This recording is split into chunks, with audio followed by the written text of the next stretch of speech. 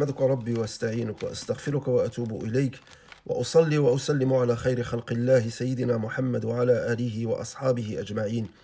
أيها الإخوة, أيها الأخوات, chères sœurs, chers frères, les jours défilent et ce mois est en train de nous quitter petit à petit. Nous ne devons pas oublier que le jeûne de ce mois béni est propice à l'autocritique, l'examen de conscience, sans concession. L'examen de conscience ou l'autocritique consiste à ce que le serviteur examine les œuvres qu'il a accomplies et qu'il se pose la question suivante. Suis-je satisfait des actes avec lesquels je compte rencontrer mon Seigneur, exalté soit-il? C'est une question incontournable et primordiale. Allah Azza wa Jal dit Ya ayyuhalladhina amanu taqullaha wal tandur nafsun ma qaddamat lighad wattaqullah inna Allah khabirun bima ta'malun. Ô vous qui avez cru, craignez Allah, que chaque âme voit bien ce qu'elle a avancé pour demain. Et craignez Allah, car Allah est parfaitement connaisseur de ce que vous faites.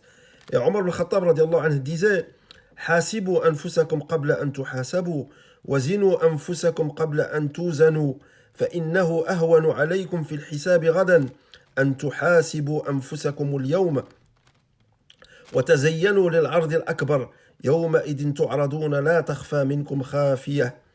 Demandez des comptes à vos âmes avant que l'on vous en demande. Soupesez vos âmes avant que l'on vous soumette à la pesée. Et ornez-vous de bonnes œuvres pour le grand rassemblement. Le jour où vous serez mis à nu et rien ne sera caché. Plus l'examen de conscience sera strict, au plus facile sera le jugement. Le jour où ni les biens ni les enfants ne seront d'aucune utilité. Sauf celui qui viendra à Allah avec un cœur sain. Le Ramadan nous donne l'occasion de rectifier le tir et de mettre en place des moyens qui vont débarrasser le cœur de ces maladies qui l'aveuglent et l'empêchent de s'épanouir. À travers la maîtrise de soi, nous allons nous inspirer des vraies croyantes et des vrais croyants qui ne perdaient pas leur temps à répondre aux bassesses de certains ignorants. Dieu exalté ne dit-il pas des serviteurs du Clément, Ibadur Rahman, wa Ibadur Rahman alladhina yamshuna ala al-ardi hawnan wa idha khatabahumul jahiluna qalu salam. Les serviteurs du Clément sont ceux qui marchent humblement sur terre et lorsque les ignorants s'adressent à eux, disent paix. Certains savants ont dit il ne suffit pas de dire salam si un ignorant s'adresse à un serviteur d'Allah et lui adresse des propos agressifs ou malveillants. Le serviteur du miséricordieux ne répond pas de la même façon que lui. Au contraire, il pardonne, il ne lui répond que par le bien. Nous avons l'exemple de l'imam Shafi'i, rahimahullah, qui venait de faire ses ablutions pour effectuer la prière de l'Fajr. Lorsque quelqu'un l'interpella, il lui dit « Ô Shafi'i, tu es un homme pervers et immoral, sans moralité. Qu'a-t-il fait ?»« Ya Shafi'iyu, anta fasiqun fajir. » Fatawajjaha ila Allah wa qala ya Rabb, إن كنت تعلم أن عبدك هذا صادق فيما رماني به فاغفر لي وارحمني وإن كنت تعلم أنه غير ذلك فتب عليه وسامحه يا رب العالمين. Il dit donc, il s'est tourné vers son Seigneur et a dit Ô mon Seigneur, si tu sais que ton serviteur dit la vérité à mon sujet par rapport à ce dont il m'accuse, alors pardonne-moi et couvre-moi de ta miséricorde.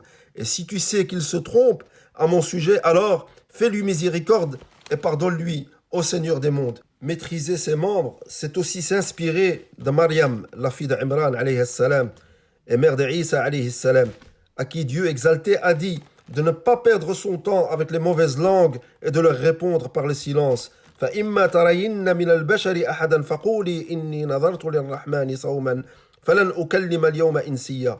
Si tu vois quelqu'un d'entre les humains, dis-lui assurément, j'ai voué un jeûne au tout miséricordieux. Je ne parlerai donc aujourd'hui à aucun être humain.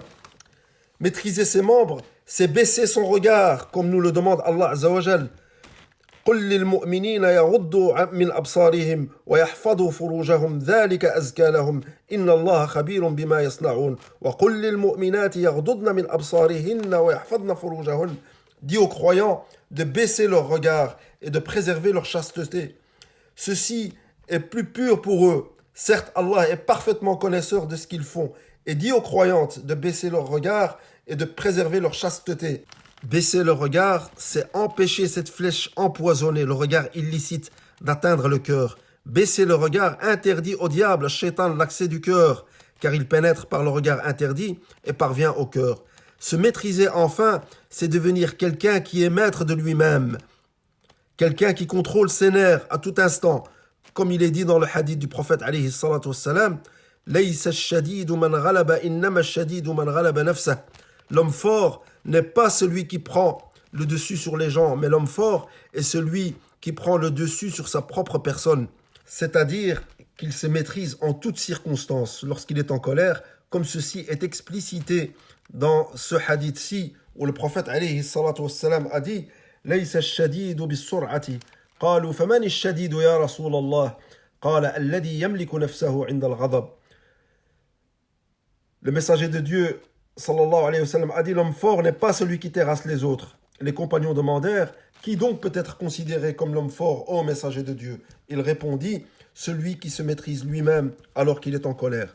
Le mois du Ramadan doit faire naître en nous un changement radical, comme le dit si bien le compagnon du prophète alayhi salatu wassalam, Jabir ibn Abdillah radiyallahu anhu, qui a dit si tu jeûnes, alors fais jeûner ton ouïe.